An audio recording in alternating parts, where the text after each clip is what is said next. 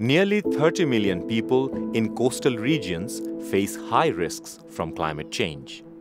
Despite living in adverse conditions, one of their main problems is the lack of safe water.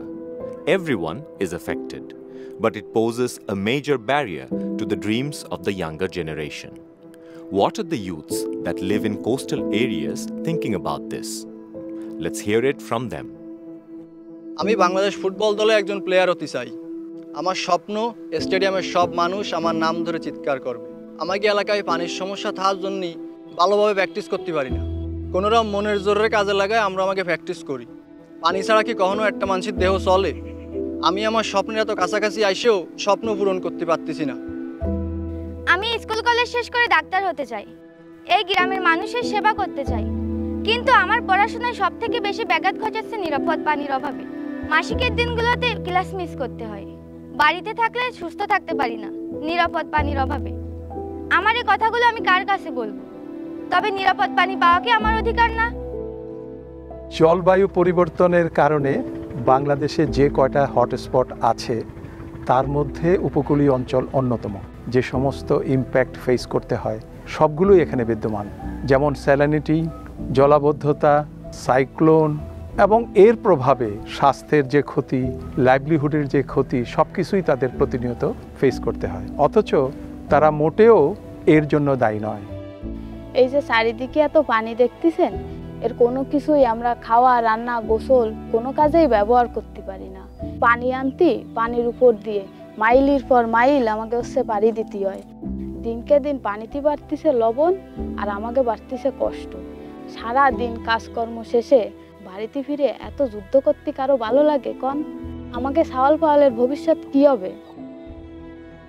মাঝে মাঝে স্কুলে এক ফোঁটাও পানি থাকে না, বাড়িতে পানির জন্য কষ্ট পাই। আবার আমরা স্কুলে এসেও সেই পানির জন্য কষ্ট পাই। আমার মতো প্রায় সকল ছাত্রছাত্রী সারা দিন পানি না খেয়ে ক্লাস করছে। আমাদেরও তো ইচ্ছা বড় হয়ে সরকারি চাকরি করব, ইঞ্জিনিয়ার হব, পাইলট হব। আমাদের স্বপ্ন যে পূরণ হবে না তার জন্য কি আমরাই দায়ী? আমার বাবা বলতো এই জমিতে এক সময় অনেক ধান হতো, কিন্তু নোনা পানির কারণে অর্ধেকেরও বেশি জমিতে ফসলই হয় না।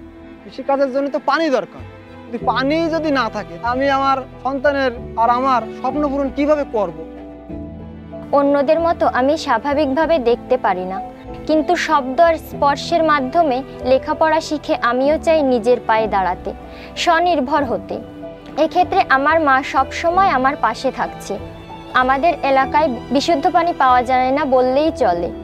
নিরাপদ পানির অভাবে প্রায় অসুস্থ হয়ে পড়ি। এর জন্য কি আমি দায়ী? আমগে এলাকার পানির যেমন কষ্ট, বাবার কাছে শুনছি বাংলাদেশে অন্যান্য এলাকার এমন কষ্ট নাই। তাইলে আমগে কেন তো কষ্ট? অন্য সব এলাকার মানুষের মতো পানি পাওয়া কি আমগো অধিকার না? আমাদের এখন এখানকার যারা তরুণ তরুণী আছে তাদেরকে একত্রিত করে জলবায়ু পরিবর্তনের যে প্রবলেমটা মোকাবেলা করার জন্য যে অর্থায়ন প্রয়োজন, যে টেকনোলজি প্রয়োজন, সেটা যাতে তারা পেতে পারে সেই বিষয়ে তাদেরকে প্রশিক্ষিত করা এবং উদ্বুদ্ধ করা, যাতে সমন্বিতভাবে এই আওয়াজটা বাংলাদেশের মধ্যে এবং গ্লোবালি এটা তুলতে পারে। আগামী দিনে যে কোনো অর্থায়নের বিষয় ক্লাইমেট জাস্টিসই যেন অবশ্যই থাকে, কারণ তারা হচ্ছে জলবায়ু পরিবর্তনের ইনোসেন্ট ভিকটিম।